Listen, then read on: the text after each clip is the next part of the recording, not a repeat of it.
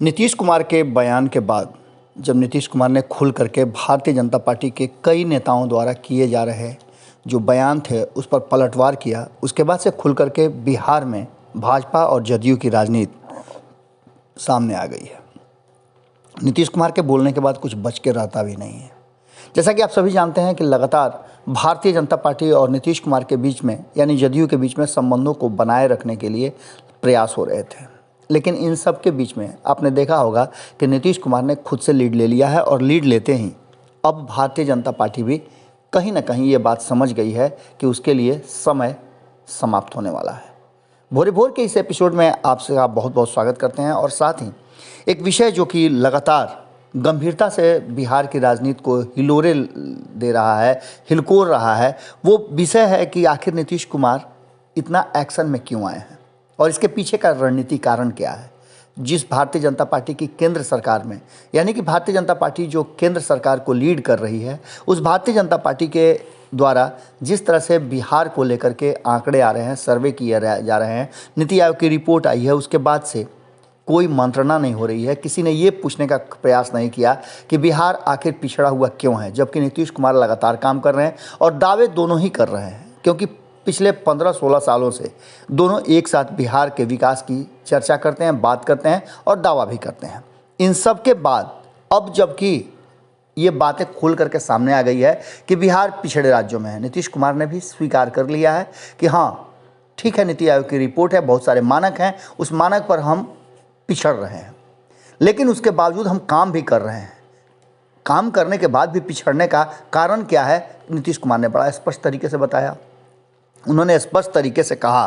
कि जिस तरह से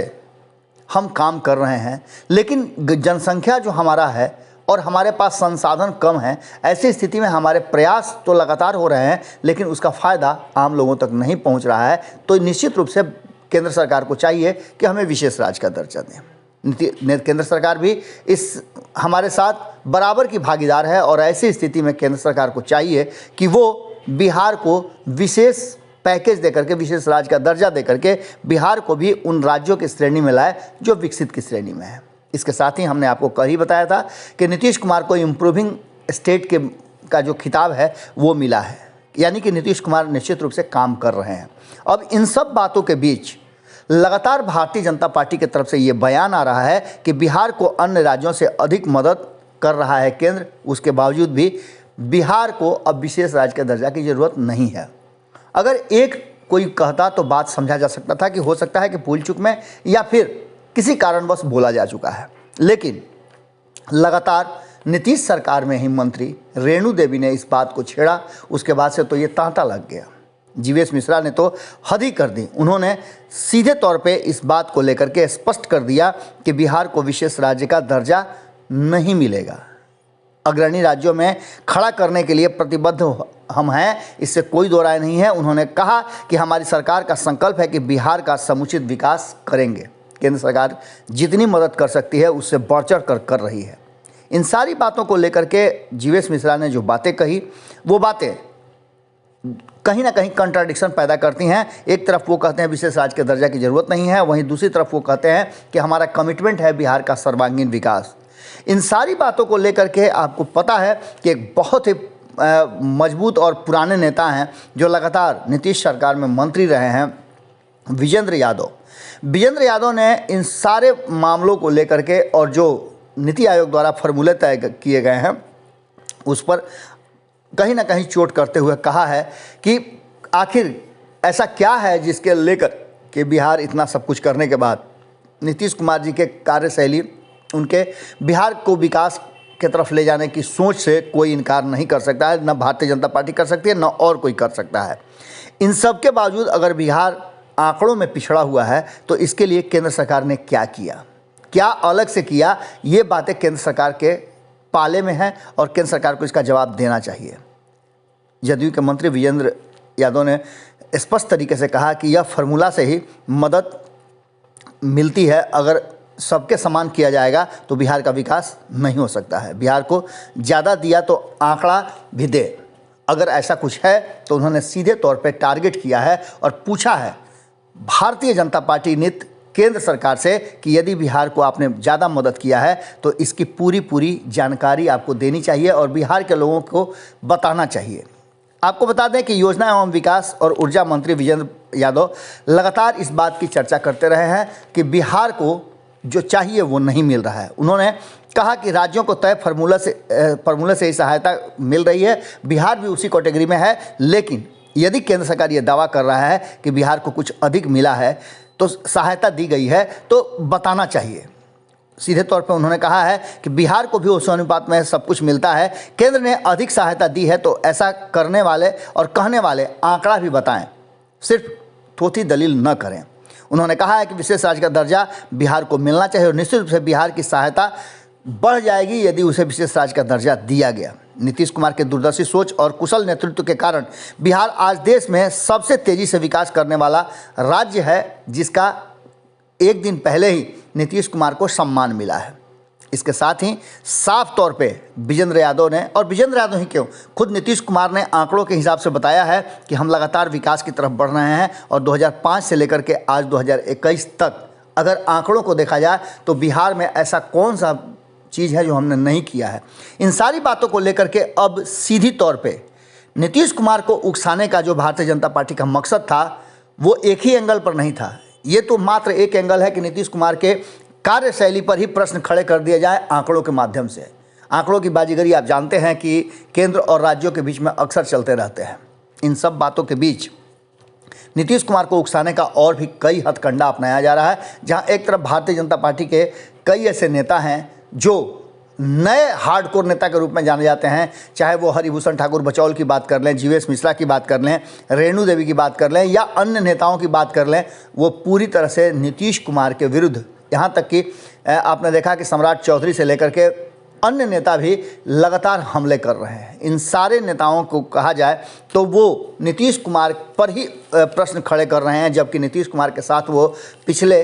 15 सालों से सत्ता में भी हैं। इन सब बातों को लेकर के अब जबकि नीतीश कुमार को उकसाया है तो उसका खामियाजा तो निश्चित रूप से भारतीय जनता पार्टी को भुगतना पड़ेगा। हमने जब कल बात की तो गुलाम रसूल बलियावी हों या अन्य नेता हों, उन सारे लोगों ने स्पष्ट तरीके से कहा कि नीतीश कुमार की नीयत और नीति को कोई भी कटघरे में खड़ा नहीं कर सकता है। न तो नीतीश कुमार की नीयत में किसी तरह का खोट है और न नीति में। नीतीश कुमार एक ऐसे नेता हैं जो सबको साथ लेकर के चलने वाले नेता हैं। हमने उनसे पूछा कि ये बताइए कि नमाज वाली बात उठाने का क्या औचित्य है, तो उन्होंने सीधे तौर पे कहा है कि ये पोलराइजेशन करने वाले लोग हैं, ये वोट बैंक को साधने के लिए इस तरह के हथकंडे अपनाते हैं, लेकिन अब देश की जनता ये समझ चुकी है कि इनके इस हथकंडों से कोई फ़ायदा होने वाला नहीं है। उत्तर प्रदेश चुनाव से ठीक पहले जिस तरह का एक्ट हो रहा है उसे देख करके ऐसा लग रहा है कि भारतीय जनता पार्टी कहीं ना कहीं उत्तर प्रदेश में जो उसे इनपुट मिला है उस इनपुट के हिसाब से अच्छी स्थिति में नहीं है। अब सीधी तौर पे आप समझ लीजिए कि भारतीय जनता पार्टी का ये पुराना हथकंडा है और पुराना दाव है जो उसे अपनाती रही है हर चुनाव में। हालांकि हमने आपको कल ही बताया था कि कोई चुनाव नहीं है, उसके बावजूद भी विशेष राज्य का दर्जा का सामने आना कहीं ना कहीं ये बात साबित कर रहा है कि नीतीश कुमार एकदम ऐन वक्त पे चोट कर रहे हैं, जब भारतीय जनता पार्टी पूरी तरह से बिहार छोड़ करके अन्य राज्यों जहां चुनाव हो रहे हैं वहां फोकस कर रही है। इन सारी बातों को लेकर के जो बात सामने आ रही है उसने स्पष्ट कर दिया है कि नीतीश कुमार को उकसाना कहीं ना कहीं भारतीय जनता पार्टी को महंगा पड़ने वाला है। अब भारतीय जनता पार्टी के पास न तो कोई जवाब आ रहा है और न ही इसको संभालने का कोई प्रयास किया जाता, न केंद्रीय नेतृत्व और न ही बिहार के नेतृत्व के लोग जीवेश मिश्रा और रेणु देवी के बयान पर किसी तरह का कोई पल्ला झाड़ रहे हैं। जबकि ये बात आप जानते रहे हैं कि जब भी कोई नीतीश कुमार के सामने बात आती है या नीतीश कुमार से जुड़ा हुआ कोई भी बात सामने आता है, कोई नेता बोलता है तो उसे उनका व्यक्तिगत बयान कहा जाने लगा है और अक्सर कहा भी जाता है। लेकिन वर्तमान परिस्थिति में नीतीश कुमार ने खुद आगे बढ़ करके जिस तरह से इन सारी बातों को हैंडल किया है और खुद वो भारतीय जनता पार्टी के नेताओं द्वारा दिए गए बयान को कोट कर रहे हैं, टारगेट कर रहे हैं और स्पष्ट तरीके से लोगों को संविधान और अन्य चीज़ों की जानकारी लेने की बात कर रहे हैं, इसका मतलब है कि कहीं ना कहीं नीतीश कुमार को जो उकसाने का काम भारतीय जनता पार्टी कर रही थे उसमें सफल रही है। नीतीश कुमार अब मंथन के दौर से गुजर रहे हैं और ऐसी स्थिति में नीतीश कुमार का जो अगला स्टेप होगा वो निश्चित रूप से कहीं ना कहीं भारतीय जनता पार्टी पर भारी पड़ने वाला है। क्या कुछ करेंगे नीतीश कुमार ये तो वक्त बताएगा, लेकिन जो चीज़ें नज़र आ रही हैं उससे स्पष्ट है कि नीतीश कुमार और भारतीय जनता पार्टी के बीच में जो संबंध हैं वो ठीक नहीं चल रहे हैं। अब स्टेप क्या होगा भारतीय जनता पार्टी का और नीतीश कुमार का, इसका हमें भी इंतजार है। जुड़े रहिए भारत लाइव के साथ, जैसे ही कुछ इस पर विशेष अपडेट आता है हम तुरंत आपसे जुड़ते हैं। बहुत बहुत धन्यवाद, नमस्कार। अगर ये वीडियो पसंद आई और वह बिहार के राजनीति और बिहारियत से सरोकार रखेनी तो सब्सक्राइब बटन दबा के चैनल के सब्सक्राइब कर ली। ओजे एगो घंटी बा, ओकरा बटन दबा देला से कुल सटीक और मारक खबर रुआ मुफ्त में मिल जाई। अगर रुआ पत्रकारिता के हमनी के नया प्रयोग में सहयोग कर चाहतानी तो ज्वाइन बटन दबा दी। पेटीएम नंबर नोट कर ली 9386816700। धन्यवाद।